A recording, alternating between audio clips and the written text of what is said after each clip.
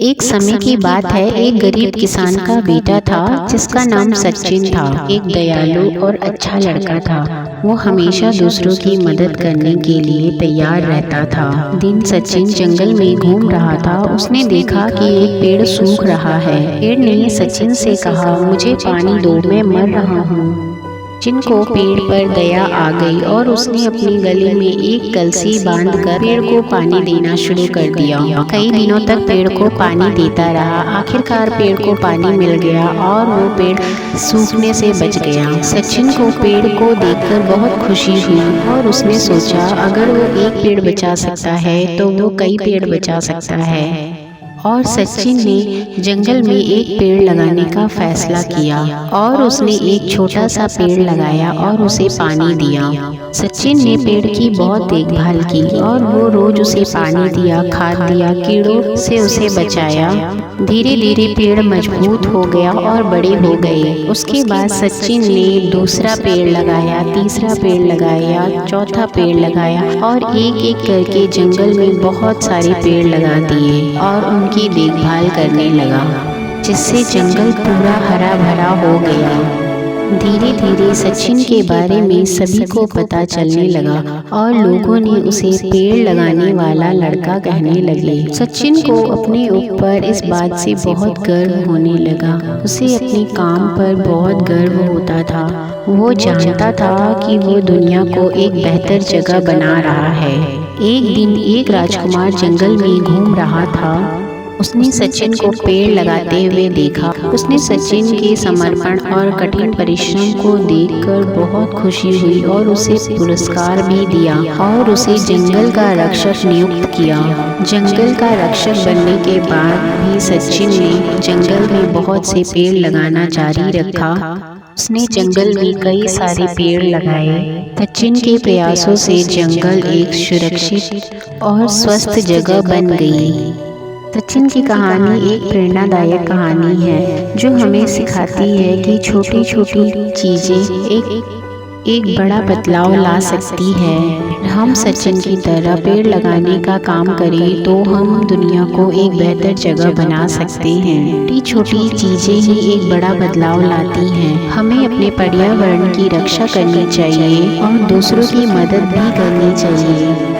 और अपने अंदर यदि कोई बुराई हो तो उसे भी दूर करने की कोशिश करनी चाहिए। हाँ, हो सकता है आप एक दिन में अपने अंदर की बुराई को नहीं हटा पाओगे। इसी को लेकर मैं एक और कहानी सुनाती हूँ, जिससे शायद आपको इस कहानी को सुनने के बाद आप जरूर मोटिवेट होंगे।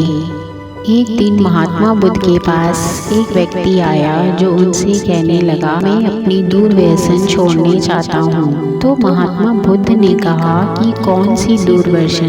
तो युवक ने कहा कि मैं शराब पीता हूँ, जुआ खेलता हूँ और भी बहुत बुरी आदतें हैं जिसको मुझे बताते हुए शर्म आती है। तब महात्मा बुद्ध ने कहा, आज से ये सब लत छोड़ दो।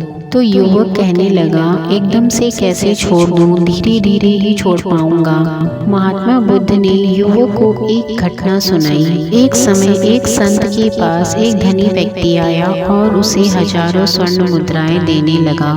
संत ने नाराजगी स्वर में कहा, चल मेरे साथ, मेरे सामने ही इन्हें गंगा में फेंक दे। वे उस युवक की बाह पकड़कर उसे गंगा तक ले गए। युवक ने स्वर्ण मुद्राएं फेंकना प्रारंभ किया। उसने सोचा, एक एक करके इसे गंगा में फेंक दूं।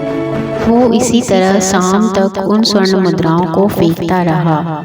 अंत में बची हुई मुद्राओं का ढेर संत ने उसे छीन लिया और उसे तुरंत गंगा जी में फेंक दिया, एक साथ सभी मुद्राओं को। संत ने युवक से कहा, इस स्वर्ण मुद्राओं को एक साथ तुम गिन गिन कर जो फेंक रहे हो, एक साथ ना फेंक कर इससे ये बात सामने आई, एक तो ये कि इन स्वर्ण मुद्राओं से तुम्हें कितना अधिक लगाव था, तो तुम इसे फेंकने से पहले गिन लेना चाहते थे, और दूसरा ये कि जिस जगह पर तुम मात्र एक कदम उठाकर पहुंच सकते थे, वहां पहुंचने के लिए तुमने मात्र कार ही हजारों कदम बढ़ाए। बुद्ध ने युवक को समझाया कि गलत आदतें छोड़ना है तो एक साथ क्यों नहीं छोड़ देते? धीरे धीरे ही क्यों छोड़ना? धीरे धीरे छोड़ने का ही बहाना क्यों?